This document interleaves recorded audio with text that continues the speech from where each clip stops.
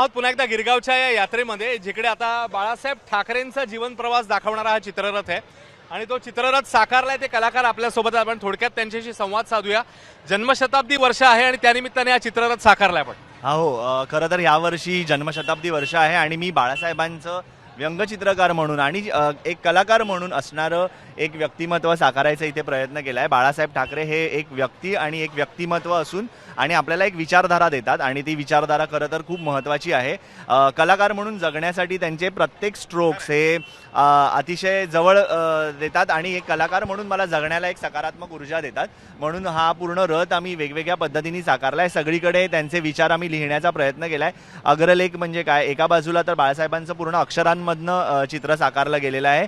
त्यांनी काढलेली काही व्यंगचित्र ही अतिशय समर्पक अशी व्यंगचित्र ही करणारी होती आणि ही सगळी व्यंगचित्र आपण थोडक्यात दाखवूया. आपल्याला काही क्षणांची पुन्हा एकदा विश्रांती घ्यायची आहे, पण तत्पूर्वी हा आपण चित्ररथ दाखवूया आपल्या प्रेक्षकांना.